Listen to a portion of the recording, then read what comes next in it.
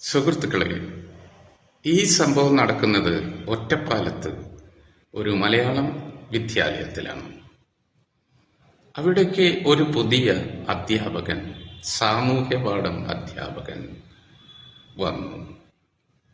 അദ്ദേഹം കുട്ടികളോട് അവർക്ക് ഭാവിയിൽ ആരാകണം എന്ന ചോദ്യം ചോദിച്ചു. കുട്ടികൾ പലരും വലിയ വലിയ പദവികൾ പറഞ്ഞു. കലക്ടർ, ജഡ്ജ്, പോലീസ് ഓഫീസർ, വക്കീൽ, പൈലറ്റ് എന്നിങ്ങനെ ആ പട്ടിക നീണ്ടുപോയി. പക്ഷെ ഈ ചോദ്യം കറുത്തു മെലിഞ്ഞ നാരായണൻ എന്ന കുട്ടിയുടെ അടുത്തെത്തി. നിനക്കാരാകണം? അധ്യാപകൻ നാരായണനോട് ചോദിച്ചു. എന്നാൽ അവൻ എണീറ്റ് നിന്നു. മറുപടിയൊന്നും പറഞ്ഞില്ല. അധ്യാപകന് ദേഷ്യം വന്നു. ചോദിച്ചത് കേട്ടില്ലേ നാരായണ?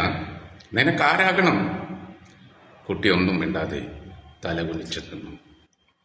അധ്യാപകന് തോന്നി അവൻ അദ്ദേഹത്തെ കളിയാക്കുകയാണെന്ന്. അദ്ദേഹത്തിന് കോപം വന്നു. അത് കണ്ട് നാരായണൻ പറഞ്ഞു, എനിക്ക് എൻ്റെ സുഹൃത്തിൻ്റെ വീട്ടിലെ നായ ആയാൽ മതി. അധ്യാപകൻ ആ മറുപടി തീരെ പ്രതീക്ഷിച്ചില്ല.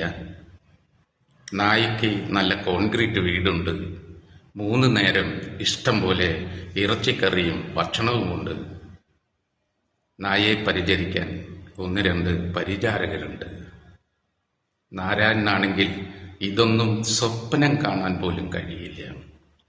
മഴ വന്നാൽ അച്ഛന് പണിയില്ലെങ്കിൽ അവൻ്റെ കുടുംബം പട്ടിണിയാകും. നിങ്ങൾക്കറിയാമോ, ആ നാരായണനാണ് പിന്നീട് ഇന്ത്യയുടെ പ്രസിഡന്റായ KR നാരായണൻ.